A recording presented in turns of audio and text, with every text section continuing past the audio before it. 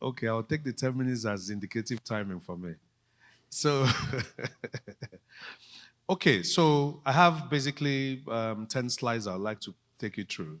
First, let me assure that looking at the theme of this year, I'd like to assure everybody that the authority will be providing regulatory certainty as we move on.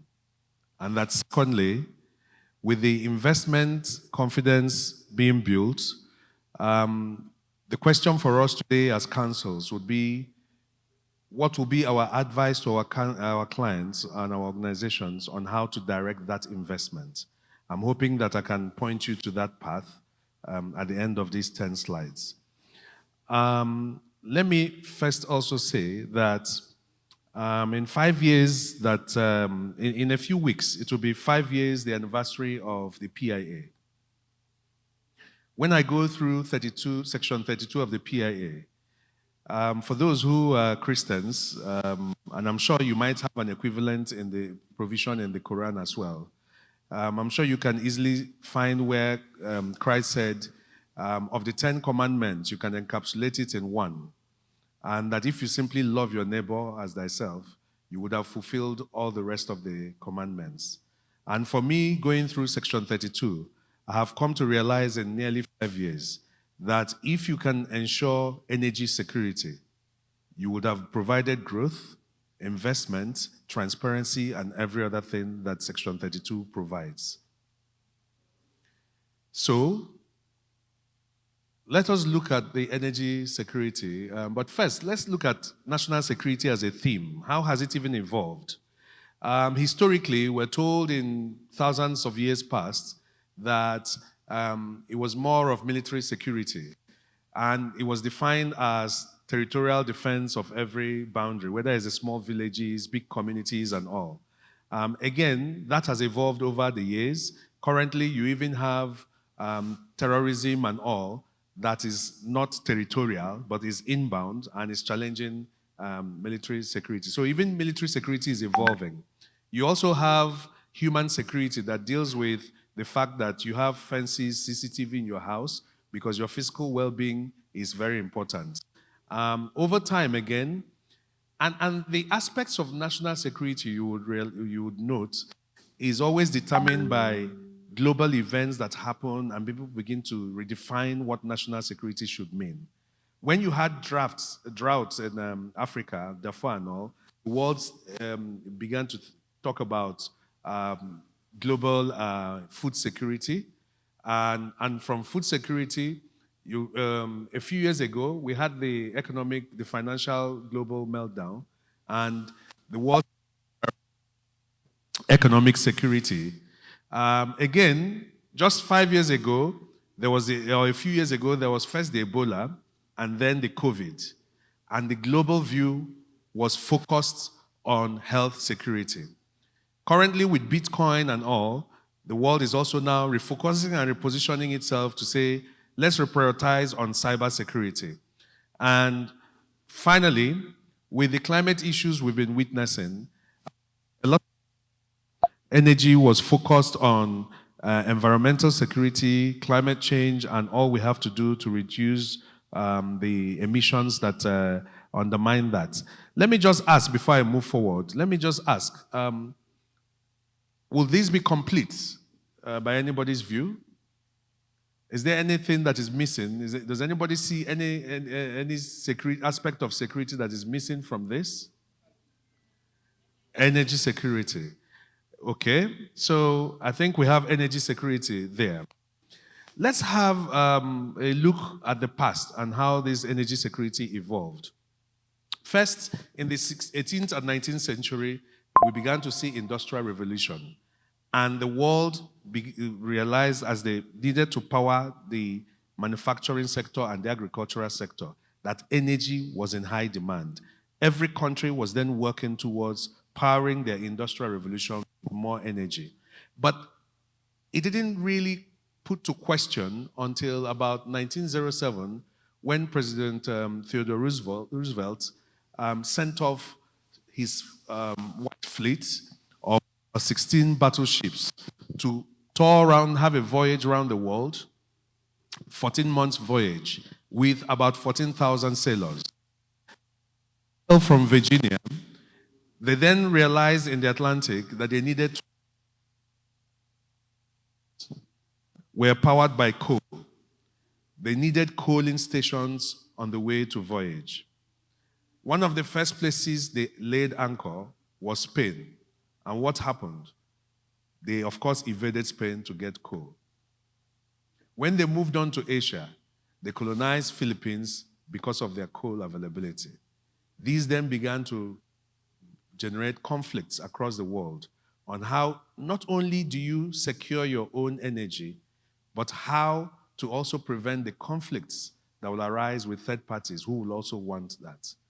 And then this was exacerbated in Germany took over from America 1930 to 1940. That is when we saw the peak in the Third Reich. And around 1941, realizing that they could no longer sustain their growth without energy, the Operation Barbarossa was set forth by the then Third Reich, and this was the invasion of Soviet Union. They failed in 41, they tried in 42, and still they didn't succeed. And that failure in 42 was what heralded the ending of the Second World War. And so, what point am I making here? Energy security continues to be defined by conflicts or collaboration. In international relations, this is a priority. And we can even see that in very recent events that have happened. But before we go to the recent events, let's just even understand what is energy security. The International Energy Agency defines energy security as the uninterrupted availability of energy sources at an affordable price. Operative words for me: uninterrupted availability, sources, and price that is affordable. There are two main drivers of this. Long-term energy security. These are the investments you have to make, 20 years, 30 years, to guarantee that when you get there, you will have the sources, energy sources available. There is also the short-term energy security that allows you to make the short-term maneuvers as there are different changing dynamics, the realities change, and there are impacts. You have to have buffers to those impacts as they hit you. Next slide, please. So, in 2022, the geopolitics again began to put pressure globally on the sense of energy security. We saw when Russia invaded Ukraine. Yes, Russia was not primarily looking for energy source from Ukraine. But what happened was, again, Germany, under Angela Merkel, had considerable, very significant growth. And that growth needed to be powered by energy. And so they felt that they had sufficient coverage by having the gas pipeline from Russia to Europe.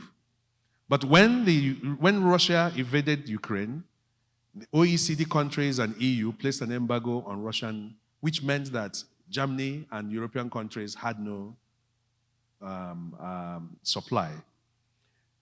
So, but let me even come to 2026 with our current realities. Can I ask, who remembers the first incident this year that triggered global consideration on energy security again?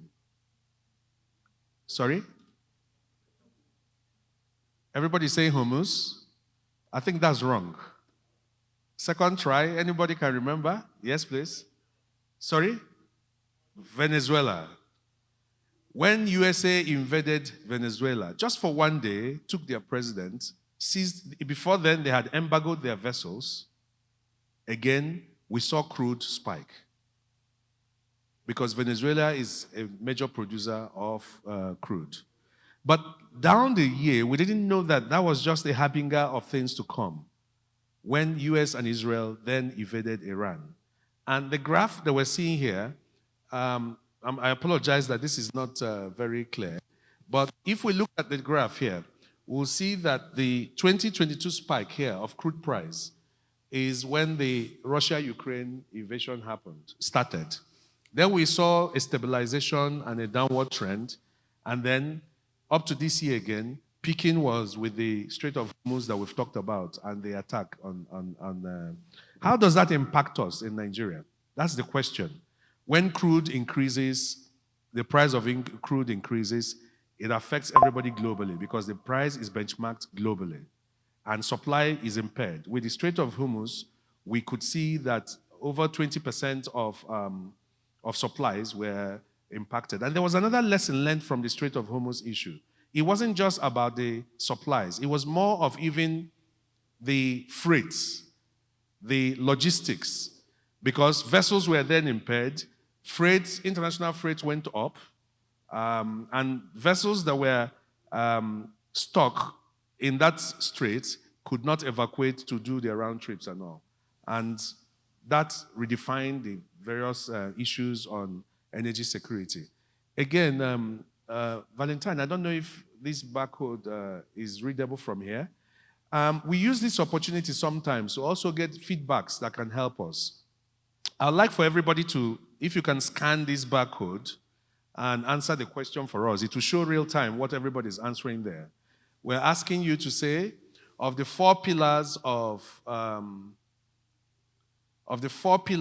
of energy security, availability, can you scan it? Affordability, sustainability. Which one do you think Nigeria should prioritize now? As you vote, it will show real time. If you can scan that. The barcode is not going through. Oof. This is a projection issue now.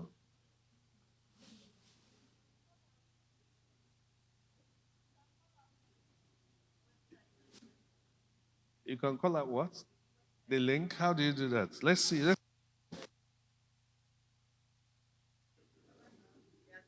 It has picked. Okay, so can you steady this? Okay, thank you. It's speaking, yeah.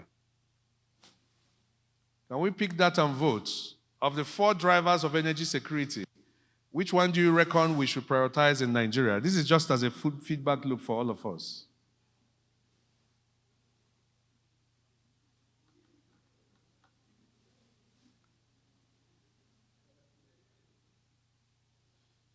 If we've all finished scanning, can you then show us the results as they're voting? Assuming just one more minute, let everybody scan, and then you show us the results.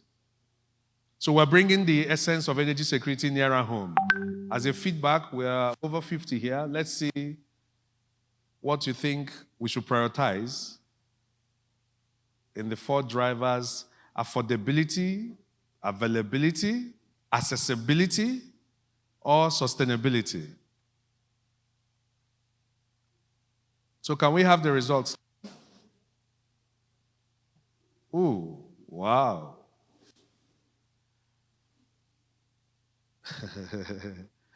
So from what I'm seeing, 31% say sustainability. The numbers, people are still voting. The numbers are changing, yeah? So far, sustainability is 34%. Affordability is 31%. Wow, accessibility, 12%. So let me give a little background to this. Let's look at the different products. Electricity, Sub-Saharan Africa has about less than 50% access to electricity. Is the problem accessibility or affordability? Accessibility. In terms of LPG consumption currently, Nigeria has one of the lowest per capita consumption of about 7 kg in Africa. Most countries are having, I think, upwards of, is it 30 kg or thereabouts? Is it a question of affordability or accessibility? So let me ask, Madam, do we have a second mic, please? Is there anybody who voted 34%? Because there's no right or wrong listen. This is just educative for us. Anybody who voted sustainability, can you explain to us why? A mic for the gentleman. Madam, a mic for the gentleman in the central. Yes. Why sustainability? I opted for sustainability because it is not enough for you to have a product that is available. What is important is that that product, is that the pricing and the structure for that availability becomes sustained all through the economy. That's the idea. Okay, thank you very much. Anybody for the lowest one, accessibility 12%? Again, another gentleman over there. Maybe it's affordability that the ladies will speak to us about. Yes, sir. So I voted for accessibility because we have to first have the energy before we talk about sustaining it and all that. And like you said, we are like the lowest consumers of energy. So while there is the clamor for climate change and all that, we in this part of the world need to first explore and get enough of it before we can say we are now branching into all the other sustainable, Thank you very much. That point of reset was made by the Ukraine war. Prior to Ukraine war, the world was moving, there was a global movement to sustainability. But with the war, everybody started talking about accessibility. No matter how you get the source, let's have it. Let's be connected before you now begin to tell us about sustainability issues. And finally, affordability. Anybody has anything to say about that? Yes. Why gentlemen?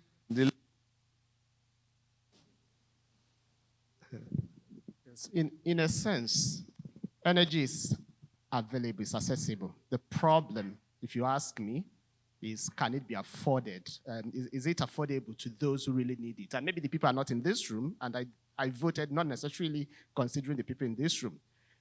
Everybody can buy if everyone could, they would have solar panels in their homes, and there will be energy for everybody. But it's just a question of money. And so I think affordability is also a key thing to consider. So the old woman, the grandmother in the village cooking with firewood, it's a question of affordability, not accessibility. Okay, so we'll rest that debate there, and we'll just move on closer with a few more slides. Let's focus more on Nigeria. Again, I have to apologize, but I don't know if I'm the one that should be apologizing the quality of the screens.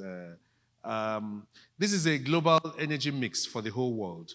The blue speaks to oil, I suppose, globally, which has the highest market share of the mix. You can see coal has 26% globally, and renewables 23, renewables 12, natural gas 23%, and then you have the is that solar power at 4%. Let's reflect on the Nigerian equivalent here. So in Nigeria, you still have the oil. The oil, petroleum oil, still has about 30-something%. But the biomass, which is the wood and coal, is the highest market share you have there. Gas is still very minimal. And then the hydro, the dams and all, giving us the lowest 5%. So that's Nigeria, the energy mix here currently. Let's see the next slide and bring these facts home. Okay. So what are the solutions? There's a problem currently to guarantee our energy security. I'm going to speak about 3 things we need to do. And saying the councils here have a role to guide their organizations to place investment at the right place. So, first suggestion I'm going to make to everybody is that the authority moving forward will be focusing on backward integration. Section 317 of the PIA already mandates us to have a backward integration policy for the downstream. What does that mean? A lot of people come to ask us questions, what does backward integration mean? If you look at this map, you will see that we produce crude and gas. We export raw crude out to Europe, to Asia, and to America. And then we reintroduce them as refined products. What it means is that the value chain that should mean, from upstream, simply goes to Europe and comes back to the downstream. There is no midstream. Up until the PIA was created, there was no midstream. Now, we're insisting that we must develop the midstream. That's where the growth potentials are. That is where the revenue, the employment, and the production that we need are, in refining crude and in processing crude. Let me ask, for instance, Ada, in the authority, we are named Nigerian Midstream and Downstream. In NMPC, what's the structure of your organogram? You have the EVP upstream and you have the EVP downstream. They are yet to adjust to that outlook to have a midstream. Your midstream is subsumed in your downstream. Yes, your EVP downstream is the one that supervises refineries. Am I wrong? Thank you very much. And your EVP gas deals with the gas processing plants. But we're saying that we need to refocus on the midstream. That's one of the high points of the PIA. We need to develop the midstream. And so, for the regulator, we're going to be beaming our light on that midstream. We're going to be, our regulations and our outlook and the investment drive, we're saying, when you talk about regulatory certainty, we're saying to you, we are moving to the midstream. When we develop it, we will save the country the FX. We will grow more reserves for the country. A classical example is what the Dangote refinery has done. It's a game changer for Nigeria. Imagine during this war, if there was no Dangote refinery, we wouldn't have had any buffer at all. And that is why the authority takes very serious its relationship with the refinery. It is not spoken as always, but we have more than 10, 20, 15, about 12 staff deployed there permanently, hand-holding them to ensure that they meet their completion at the right stage. That's the most strategic investment that's been made in West Africa in the last 10 years. Indeed, prior to that, for this industry, it was LNG. And now you have the refinery. We want more of those. We want to have more energy sources. The modular refineries that are still pending in their development, we insist that they must begin to operationalize as we go on.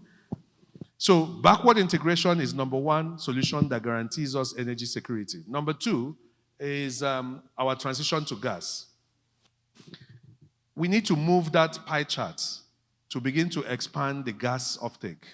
Yes, currently we're experiencing speculative pricing in the energy. But if you notice that the last few weeks that especially with the Minister of Gas, we are seeing a downward trend in that. There's a lot of investment opportunity in the gas space. It is not only cleaner, it is cheaper. And it is it gives you more energy than the dirtier fuel that you find. And so we're looking, there's sufficient and reliable upstream gas, the reserves. Well, the Upstream Commission is pushing for expansion of production so that supply is guaranteed. We also need investments in the transportation and distribution infrastructure.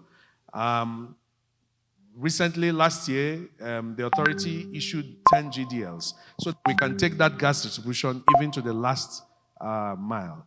And finally, tariffs are also meant to become very affordable. As we grow the gas space, we want to see a downward trend in the consumption of the dirtier liquid fuel. Next slide, and this is the last intervention the authority is looking to make to stabilize energy security. The National Strategic Stock. The authority, the PIA, provides for a national strategic stock as a buffer to when supply is impaired.